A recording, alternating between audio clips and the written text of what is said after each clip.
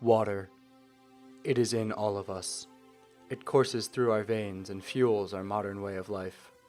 It is in the food that we eat and the products that we buy. Without it, we could not exist.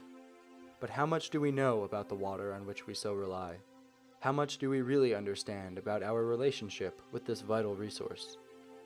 We took to the Colgate campus to find out how much the student community understands about its relationship with the water on which it depends. We began by asking students if they knew how much water the average Colgate student uses in a day. Probably a couple gallons, maybe like up to 5. Maybe like 4 gallons. 5 gallons. Probably hundreds of gallons. I don't even have a good guess. 10 gallons.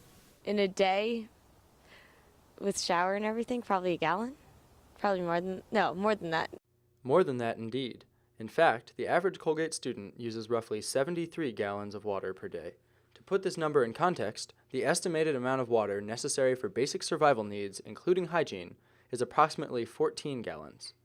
Next, we asked students if they knew roughly how many gallons of water Colgate uses in total in an average year. I don't know, like 10,000 maybe? Close to 1 million. Couple tens of millions of gallons. Maybe like 200,000. The actual number of gallons of water used annually by Colgate, taken as an average of water use for the past 4 years, is 80 million. This represents enough water to fill over 120 Olympic swimming pools. Finally, we asked students if they could identify the source of Colgate's water. Lakes, sewers. Lake Moraine. I have no idea. Lake Moraine. Despite apparent popular belief, Colgate does not source its water from Lake Moraine. To find out more about how Colgate does source its water, we spoke with the Village of Hamilton's Director of Utilities, Sean Graham. Colgate University gets their water from 2 groundwater sources, which are down close to the university. I can't give you the exact location. The wells are approximately 80 foot deep. Despite this generous local water supply, Mr. Graham gave caution.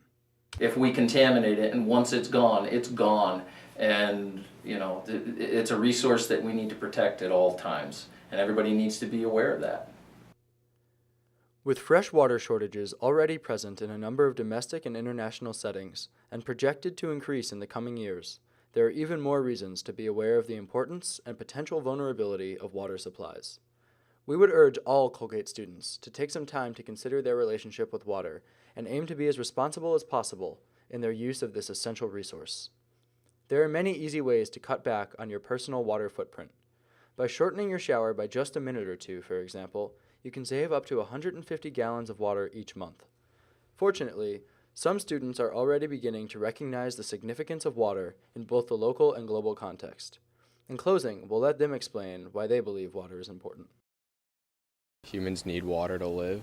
It's a non-renewable resource. It's a scarce resource. It's absolutely an essential part of our daily life, and everyone needs it. And if we're creating leaders for the future of tomorrow, we should set an example.